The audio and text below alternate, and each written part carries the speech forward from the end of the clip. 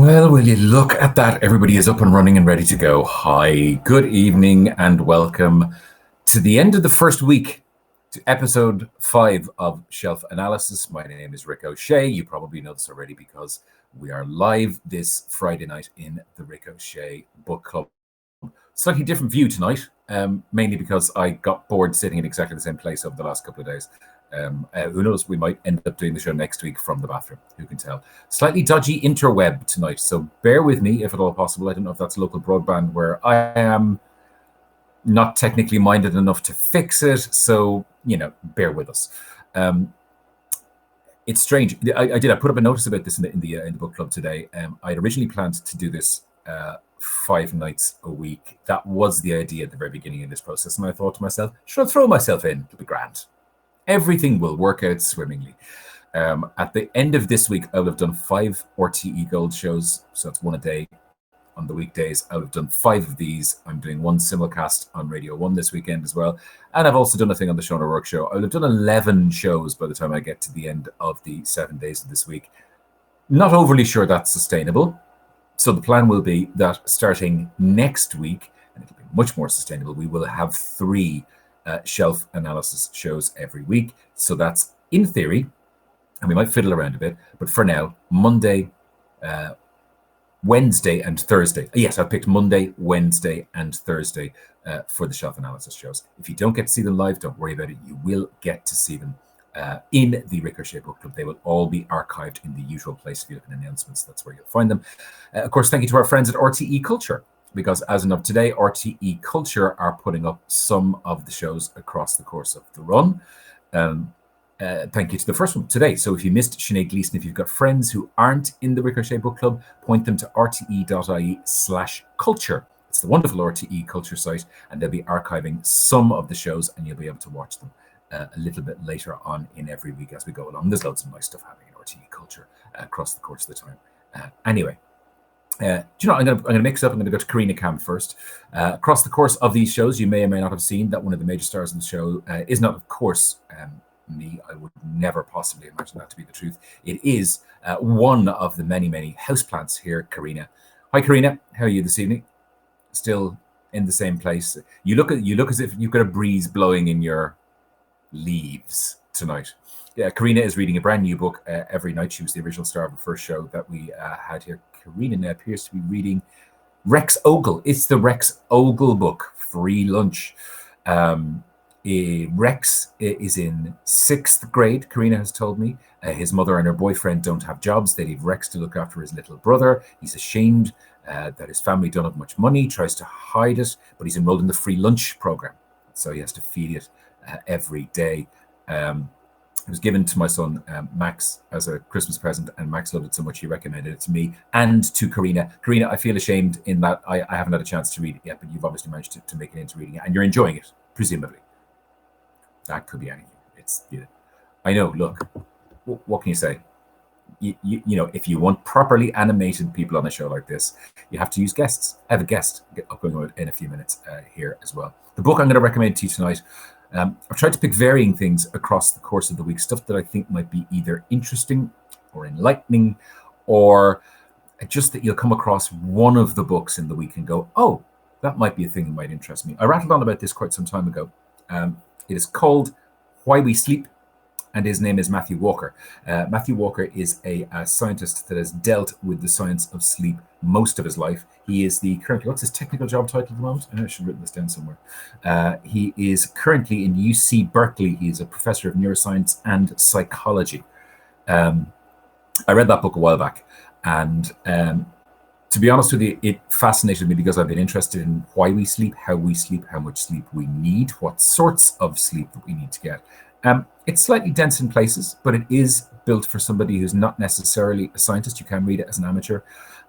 It does go on about needing 8 hours of sleep every night and the type of sleep that you need. And if you think you can survive on 6, that's a nonsense. Your brain isn't going to let you away with that. And more importantly, the sort of things that can happen to you and your body and your brain over the very long term if you're not getting the right amounts of sleep.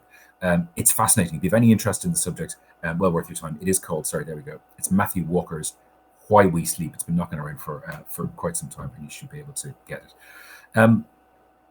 Our guest tonight on the show, following on from Dave Rudden and Joe Spain and Sinead Gleeson, and we also had Liz Nugent on the show last night. She is the last of week one. Weirdly, despite the fact that we've worked very closely with each other for the last couple of years, I don't think we've ever properly done a one-on-one interview, ever. And I can see her off camera shaking her head and going, no, it's nothing. It's never happened. So I'm going to put her up here and let's have the conversation. She is the author of many, many, many enormously selling novels. About 800,000 copies sold at this point somewhere globally around the world. She's going to hate that. Sinead Moriarty. Hi, Sinead Moriarty. Hello. I was worried now that I wasn't going to get on. The potted plant was going to get the full show. So I'm very pleased to finally be on. She is utterly charismatic. That's the main issue with it. Can I say, first of all, you and I, obviously, we would have met at a lot of book things over the course of the years. And then you and I have worked together through Eason's picking the Eason's Must Reads, #brand ambassador, in case we get in trouble for that. Over the last 2 years, now a little over 2 years, we've been picking lists every 3 months of books. And we communicate back and forth all the time about, are you reading this? No, I don't necessarily like this. This might be it for me. There's a lot of this that goes on that people don't see outside of the big launches. I have never seen you wear a jumper. Well, that is because I always have to get dressed up when we do the filming. I live in hoodies and tracksuit bottoms, so that is my life. So here I am in a jumper. It is true. I saw you today for the first time. We were doing a lineup a little earlier today to make sure all of the technology was working. You were wearing a baseball cap and a hoodie. It was an entirely revolutionary thing for me. I wasn't. That's how I roll, Rick. That's how I roll. That's quite dressed up for me at home, to be honest. It was good. Tell me a little bit about, it's the first question I'm asking everybody who's on the show, about how you've been dealing with the last week, the last 2 weeks, with your daily life and how that's been panning out for you. Right. Well, I'm used to really, really quiet house, and I write and it's bliss and I pot around. So it's now full of children, teenagers. So the first week, I have to say, I struggled. I struggled with, I was kind of obsessing about news. I was overdosing and it was making me really anxious and I couldn't concentrate. So I've actually now stopped doing that. I kind of dipped my toe. You gave no sense of that on your own social media, none whatsoever, which is where that picture comes from. Okay. Well, oh yeah. So, so I was pretty honest about that, but I think everybody's feeling the same way. Oh, that's me going to grocery shopping. Yeah. You look like Walter White from it looked like you're about to go into a drug lab and create some sort of form of crystal meth. Jeez, I wish I was. I mean, I was going grocery shopping. My God. Anyway, so I have now stopped watching the news obsessively and I just dip my toe in the water once a day. I've got my concentration back, so I'm able to write and I'm able to read. That's keeping me. But can I just say one thing? I have a column in the Indo tomorrow about this, and this is just for parents out there whose kids are at home. Very well-meaning people are sending links to parents, virtual tours of museums, 3-hour operas to watch with your kids, learn Japanese in 3 weeks. And it's very well-meaning and it's lovely. But like for me, getting my 2 teenage boys out of bed, dressed and doing some form of work is a bloody miracle. So I think we need to just take pressure off ourselves, because if I ask my 15-year-old after doing a day's schoolwork online to learn Japanese, I wouldn't even like to think of the answer I'd get. So I just think we need to take a bit of pressure off ourselves. And even people without kids, it's like, they should be gardening and casual choir and painting the house. I just think it's also okay to go to bed and watch Netflix or read all day. I think we all need to take pressure off ourselves. And I'm also saying this to myself, because there is a kind of a sense of almost sort of panic. We know our days aren't full enough. So I just think we all just need to give ourselves a break. I think it's a combination of a couple of things. I saw there was, and I don't know if you did as well today online, there was a teacher, I wish I have her name in front of me now, I think from Clare, who had put out a bulletin to parents in her school essentially saying, you don't need to homeschool your kids every single day of the week the way they would normally be schooled. Yeah. This is exceptional circumstances. Yeah. We all need to just relax ever so slightly and not feel like you have to become the teacher instead of being the actual teacher that would normally be teaching your kids. Yeah, I think it's really good advice. And I suppose I just wanted to say that because I know that myself, I was getting into a tailspin, and now I'm kind of going, do you know what? Day by day, and we'll see how it happens. Okay. Before we get into your 3 books, because the whole idea of this is that we ask people to choose 3 books No criteria. I haven't really put it on anybody. They don't have to be your favorites of all time. They don't have to be your current favorites. They don't have to be ones for the now to enlighten people. They can be anything you want. Yeah. But I want to, for everybody who comes on, you're going to get a chance to kind of talk about the current book as well. Is that the new cover? That's the paperback cover of 7 Letters. Yeah, so the paper, it is actually, it's a nice color. The paperback came out about a month ago, I think. So it's out now in all good bookshops. And actually, I also want to shout out to the booksellers who are doing an amazing job, because you can order online and they will post it out to you. Some of them will even deliver.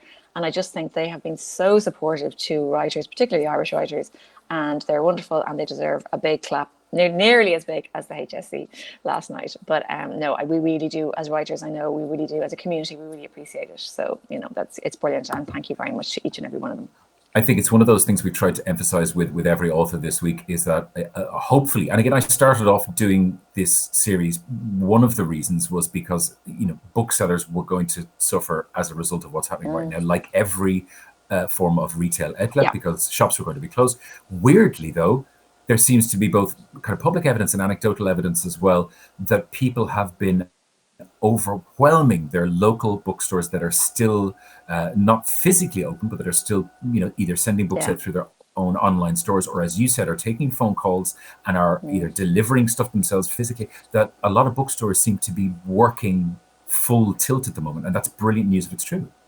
It is brilliant news, but I suppose, for once, everyone has time. We're not rushing around. We actually have time to read, and I think if anything positive to take from this, maybe that's it. Maybe it's just taking time to get back to reading, or just taking time to go for a walk. I find walking every day is really, really good for your mental health as well. So maybe that's it. And listen, if people are reading more, that is no bad thing. What I love as well is that, and nobody gets to see this, but on the right hand side of the screen here, Liz, my wonderful wife, and my other half in everything, is next door, and she's feeding me information. Have you ever seen the film Broadcast News? It's like where Albert Brooks in Broadcast News is the guy who's sitting at home going, say this. So she's sending me things. Katrina Golden is the name of that teacher. She's Googled it. Oh, she's fantastic, Katrina. It's a brilliant name for a teacher. Miss Golden is my teacher. That's a it's a like Roald Dahl. Matilda's teacher. Yeah, exactly, it's that. Exactly. Fiona says, I hear you, Sinead. Getting them out of bed is an effort, plus working from home and all of that. You're getting a big thumbs up from there. Gina Maria says, 100%, I'm a primary school teacher and it is taking full flight. There are crazy expectations going on at the moment. So lots of that happening here. Right, let's get down to the books, which is, kind of why we're here. Let's be reasonable. You have one first, before we do anything else, you've got one of those and I've got one of those. So chin chin. Cheers to you. Virtual you and virtual me. You're further down than I am. Okay, that's fine. Well, I was waiting. You were talking about the plant a lot. No, I mean that's true. And we should say hello to Adele O'Neill, the author Adele O'Neill, because Adele every night in the book club has been putting up pictures of this on her TV screen. She is casting this to her own television and watching it as if it's a TV show every night. And frequently, she managed to get a picture of me and Joe Spain drinking the other night. So no more of those, Adele, please. Just a nice one of us would be great. Book number 1, Sinead, what have we got? Okay, so we talked about concentration, and sometimes, people's concentration is a bit shot at the moment. So I thought, short stories, but this is Elizabeth Strout's Olive Again. For anyone who's read Olive Kitteridge, which was her first kind of short story selection about Olive, will have loved it. And if you haven't, it doesn't matter, because you can read Olive Again anyway. It's a standalone book as well. And there are lots of different short stories. Olive is the main character, and she is woven between each story. Sometimes she's the main character, sometimes she's a minor character. Beautiful, beautiful stories about life, about regret, about love and happiness. And it's kind of a hopeful book. So I think this is a lovely one for right now. So that's one of my choices. I'm going to get a cheap plug in there while you're grabbing the second book as well. So if people do really feel the need to, she was also the first guest on the first episode of the RTE Book Show with me. So if you look up the book show, wherever you find your podcasts, there's an interview with Elizabeth Strout on the first one of those as well. It's well worth your time. She's amazing. I went to see her speak, and she's amazing. Now, I hesitated about this one because I have just been banging on about people putting too much expectations on themselves. However, I do know that some people, are getting around to trying to write that novel or short story or whatever they were thinking of writing. So I have a little suggestion here, which is Stephen King's On Writing, which when I was thinking about writing my own book, this book gave me that little extra bit of motivation and information and advice that I needed just to actually kickstart me. So I just think, if you are thinking about it, why not get the book, have a look, and maybe it'll get you going, and maybe it won't, but it's a really good book anyway. It's really, really interesting. Because I don't think we've ever had that conversation, because we've never really done a public interview together before, which I think would be weird at this point. It would be, it'd be strange, but we do it. But we've never talked about how you actually started writing in the first place, and what the kick was, that moment that obviously everybody experiences when they go from being somebody who has another job and who then all of a sudden becomes a writer. That moment in the middle, what happened to you around about the time presumably you were reading that Stephen King book? Yes, so 30 birthdays, I think, always make you reflect. I was working as a journalist, writing really, really boring articles about marketing. I was living in London, and I just thought I'd always really wanted to write creatively, and I just thought if I don't do it now, I never will. So turned 30, joined a creative writing group, and I just thought, okay, I'll try it. I had tried it by myself and failed miserably, and I thought if I join a creative writing group, they'll give me some good tools. So really, I suppose I got serious about it when I was 30, and I bought Stephen King's book on writing, and I read it, and I said, okay, I'm going to join a creative writing group because I need feedback. And that was my main issue. I didn't have any feedback and direction. So that's why I always recommend a creative writing group and Stephen King's book, because both of those things were, for me, the real catalyst, and that I do believe that they are one of the main reasons that I ended up getting published. I mean, I always say it. I think it's really important to say it. My first 2 books were turned down by absolutely everybody I sent them to, and it was my 3rd book, The Baby Trail, that got published. So, I guess I found something that I absolutely love doing, and I couldn't really stop. So I remember thinking, well, sure, look, even if I never get published, I'm just going to keep writing, because this is my happy place, and it still is my happy place. It's where I go to switch off from life and worries and everything else. And so I just thought, look, I'm just going to keep going. And then The Baby Trail ended up being about a couple struggling with infertility, which I was struggling with myself. And I suppose that sort of took off. And that was the first book to get published, but it was the 3rd book that I wrote. And so, the strange thing is, sometimes people, and again, from interviewing authors, we have those conversations where some people swear by writers' groups, and some people think that they are the worst possible thing that you can come across. That presumably depends from writer to writer, and depending on their own temperament, and depending on how they like to do those kind of things. But it was invaluable for you. And is it the sort of thing that you'd advise people to become involved in if they thought it might be for them? Well, but you can't be objective about your own work. You just can't. So you need input. And it's all very well to say friends and family, but they're not going to tell you the honest to God truth. And in my it was a very bog standard, starters creative writing course. There was a retired copper, there were students, there was a refugee from Somalia. I mean, we were a real mixed bag. And there was an engineer from Northern Ireland who was writing a play, who was really talented. And everyone was just really honest, and they kind of go, yeah, that works, that doesn't work. And that's what you need. Like, I needed honest to God feedback. And also, to be honest with you, by that stage, having had 2 books completely turned down by everybody, my confidence was shattered. And having that sort of group of kindred spirits, people who had the same hopes and dreams that you have, was kind of helped build me back up. And we all kind of encouraged each other, and really, really wanted each other to get published. And so for all those reasons, it really worked for me. And I do think it works for most people. I've read Stephen King's On Writing not that long ago, about a year ago. I have tons of notes in it, and I still haven't done anything with it. So, book 3. I know. Okay, what have you got? Book 3. This is just a gift to yourself. The Boy, the Mole, the Fox, and the Horse by Charlie McKessie. Yeah, I mentioned this earlier in the week, and I'm not sure. I had a whole conversation. I'm calling him Mackesy only because it was the first. No, it's the first way I said it, and if I say it with enough authority, then I'm bound to convince myself that's the right way. So if anybody knows how to pronounce it correctly, maybe stick that in the comments. I follow him on Instagram, so I might ask him. Actually, if you are on Instagram, follow him, because every day he posts one more beautiful picture, and he's doing a lot of pictures about the NHS at the moment. But literally, you open this book at any page, and there's just a little nugget of wisdom and wonder. It's just a very, very simple book, really, for kids, but also for adults. And it's just about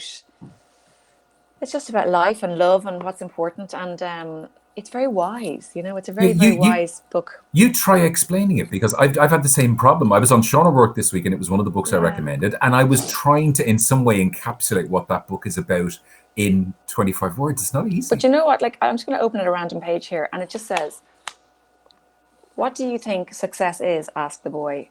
"To love," said the mole. Now, maybe people might think that's a bit cheesy, but just in the context of the book, it's just beautiful. It really is. And I don't know, it's like a little gift to yourself. I randomly opened it on any page, and there's a little nugget of wisdom. And you know what? It's just very gentle. I don't know what it is about him, but he's like that on Instagram as well. He seems to be a very gentle soul, and it's beautiful, you know. So I think that's a I good am not one. ever taken in by the cheese. I am not, and yet I found that book. I've come to it fairly late on, and I read that book, and it feels like a giant warm hug in the form of a series of Yes, pages, which you don't yes. really get very often, which is lovely. No, you don't. Now, the other thing I did want to mention, because I know that you've been talking about Irish writers who published this week. I know Liz, obviously you mentioned Liz Nugent in her amazing book, Idle Cruelties, and I know that you also mentioned Ruth Gilligan's The Butchers, which is absolutely brilliant as well. But one that hasn't been mentioned that I just wanted to mention is Henrietta McCurvey's A Talented Man, which I have also read, and it's absolutely brilliant. It's kind of like a historical fiction, whodunit, thriller, intrigue. It's absolutely brilliant. It's a cracking read, and you know, none of these writers have had proper book launches, and it's been very tough for them. So I just want to mention her, and obviously Liz and Ruth as well, and just wish them the best of luck, because it's difficult having a launch into the abyss, literally. Yeah, so. I think there's a combination of things going on. It was half of the reason I wanted to do this. The other half of the reasoning was half bookstores and then half about Irish authors who have books coming out right now who aren't going to get probably the bump that they deserve. And I can't say it now, but I found out even just today there is one Irish author whose book I've read quite recently and I loved, and that book has now been put off by a year. And it is now not going to be released until the beginning of next year. I can only imagine as an author just what that does to you, because you know that book in and of itself is the culmination of possibly years of writing and then editing and then getting it through marketing. Yeah. How do authors do? I mean, that's a silly question. How do authors deal with that? Because we're in completely uncharted territory here. It's very tough, and actually another fabulous Irish writer, Anna McPartland, whose new book, Big Blue Sky, is coming out, was supposed to come out in April. That's pushed back to August, I think. And, you know, she's a bit gutted as well, but I suppose she's taking her publisher's advice on this. It's very tough, because a book launch is like, it's like I suppose like christening, really. It's the best thing to compare it to. And, you know, you put your heart and soul into every book, and it's a celebration. I mean, I only do book launches for sort of every 6 or 7 book, but I just think it's a lovely way to celebrate. And, you know, some of these are debuts, some of them aren't, but it's just very tough to have your book go out and have absolutely no little bit of cheers, you know, before it or whatever. So it's tough for them. Yeah, it is tough for them. But I suppose on the good side is, as we have just said here, people are reading a lot. So you know what? Maybe there aren't book launches, but people are buying books allegedly by the bucket load. So hopefully people will read all these fabulous new books as well. So well, before we finish, then let me take an entirely different tone on this. And the tone is, you know, nobody ever really gets to interrogate you about what it's like to work with me for the last 2 years. You know, you and I were thrown into a process 2 years ago to pick books for a very public list that comes out 4 times a year. And we kind of knew each other in that, you know, we had met at stuff and we knew each other to say hi to, and we chatted, but we didn't really know each other any better than that. And I remember the day when I called you or you called me, and we had the conversation before either of us agreed to do it, and we both went, we can do this. Yeah, this is the thing we can do, right? We can make this work together. And it was a strange where we threw each other into the unknown. So pretend I'm not me. What's the process been like over the last couple of years working with someone else? Yeah, because that's going to work. Me telling everyone what it's like working with you, and your face looking at me. You fire ahead. I'm going to sit back. You knock yourself out. Go for it. Yeah. Go on. Yeah, okay.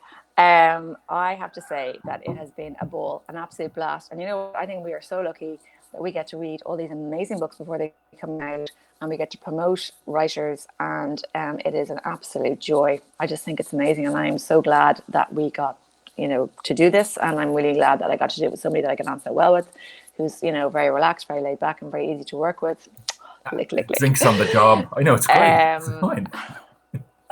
But it's great. It's a joy. I mean, like, what's not to like? You know, getting deliveries of books, reading long lists. It's amazing. Yeah, it's the coolest job imaginable. I mean, it genuinely is. My thought on this is that we work so far ahead of time that obviously the spring list, brand ambassador keeps saying it out loud. The spring list has obviously just come out quite recently, and you and I were supposed to be on the Today Show down in Cork talking about it, and that hasn't happened. But you and I are now reading for summer, so for a list that is way ahead in the future. Obviously, we can't say anything publicly about any of this, but Yeah. it's going pretty well, isn't it? There's the list of ones we've been reading for summer. There's a lot of it's going to be a tough one to get down to just 8 books. It's very strong, very, very strong. I actually think spring and summer are possibly the strongest long list that we've had. Every book I've ever loved, so it's going to be very tough. Yeah, definitely very tough. But isn't that great? Isn't that great that the quality of work that's coming out is so high, and that everything we read that we love? I just think it's amazing. I mean, I think I've been doing this for nearly 20 years. And it seems to me that the quality just gets better and better every year. I mean, the writing is just phenomenal. What's out there is amazing. And you know what? Irish writers are unbelievable, and we are punching way above our weight. And I think, we should, everyone should pat each other on the back. We're doing an amazing job, I don't know how that works, but right there. Oh, there you go. Oh, that looks weird. No, I'm not going to do that again. That looks too strange. Liz, my wife, has just sent in on the texting system. Oh my God, you're such a praise hunter. You're lucky. Sinead is so nice. Okay, thanks. Appreciate that, my love. Cheers. That's fantastic. Thank you. Brilliant. If people do want to go and have a look, the list of books that we've recommended recently, it's on the Eason's website. Just go to Eason's, you'll find it there. It's on the front page. And there are 8 cracking books, and every last one of them would deserve a little bit of love if you want to find some nice things to read while you're stuck away at the moment. For now, I'll talk to you on email during the week, but thank you very much for joining us tonight. Sinead Moriarty, the most recent book is 7 Letters. Hang, let me stick at this up again. You can go and have a look at that there, because that's the very, very nice paperback version. Not that the previous one wasn't. The red one was lovely. Indeed. This one is also lovely as well. It's spring, summer, It is. And listen, thanks a million for coming on tonight and for taking half an hour out of your Friday night and getting the kids off the Wi-Fi just to make sure the signal was good. I'm so busy right now. It's really hard to find the time. Believe you me, when I thought I would start doing this, I thought authors would not have a huge amount going on, but the amount of people are going, oh God, it'll give me something to do. Yes, please. So it's been This is the first time I've worn makeup in 3 weeks. Me too. I know, it's been weird. Sinead, good night. Thanks a million for joining us. Cheers. Thank you. That is Sinead Moriarty. She is, let me switch off her noises. There we go, because I forgot. That's it. We're done. Sinead Moriarty, our guest tonight on episode 5 of Shelf Analysis. Now, as I said to you, next week there will be shows. There will be one on Monday. There will be one on Wednesday. There will be one on Thursday. You can join us live 8 o'clock every night here in the Ricochet Book Club to find out more. Of course, they are archived. You can watch them at any time of the day or night. A couple of people have been in contact saying they're watching them over their breakfast, or they're watching them at a quiet moment in the day when the kids aren't hassling them. So glad to be giving you something to do right now. If you are listening across the course of the weekend, you'll be able to catch me for the first time ever. I've been with RTE for 20 years. I have never presented a music show on RTE Radio 1. Not terrified me, don't be silly. This coming Sunday afternoon on RTE Radio 1. RTE Gold is being simulcast with Radio 1 on Saturdays and Sundays. So Saturday it's Will Leahy between 2 and 6. And this coming Sunday between 2 and 6 on RTE Gold and RTE Radio 1. I'll play a bunch of things. So hopefully I will see you there. And if not, back here again in the Ricochet Book Club. Next Monday night, we got a cracker of a guest for you on Monday night. It's kind of that way every night, though. So we'll see you Monday from 8 here on Shelf Analysis. See you then. Thanks for watching. Have a good weekend. Have a safe weekend. Stay away from people. Wash your hands.